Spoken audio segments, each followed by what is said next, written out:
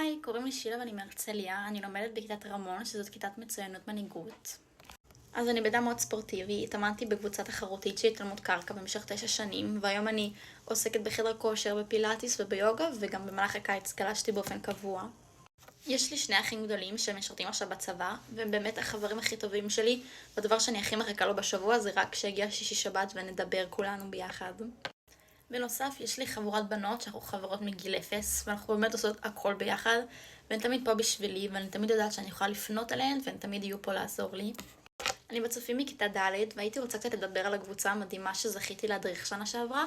אז הוצבתי בשבט חוץ, שזה שבט שנמצא בשכונה במצב סוציו-אקונומי נמוך, שבלפנים יש קומונה שמתפעלת אותה. אז קיבלתי להדריך כיתה ט', שזה בעצם להעביר שנת קורס, ובאמת במקום הזה נתקלתי בהרבה מצבים מאוד לא פשוטים, כמו חניכים שאין להם אוכל בבית, או שהם לא יכולים להגיע לצופים כי אין להם כסף. אז המקום הזה לימד אותי המון דברים על עצמי, הוא לימד אותי איך להתמודד עם סיטואציות לא פשוטות, איך לדעת איך לגשת ולהקשיב לאנשים. היום הילדים האלה הם כמו אחים שלי הקטנים, ואני יכולה להגיד שכמו שאני עזרתי להם, הם עזרו לי, הם לימדו אותי המון דברים חדשים, ונתנו לי שיעורים שלא חשבתי שאקבל. אז לגבי מכינה, אני חושבת שזאת שנה שצריך לנצל אותה, בשביל שאחרי כל השנים שהמדינה נתנה לך, סוף סוף יש הזדמנות טובה וכמו שצריך להחזיר למדינה שלנו.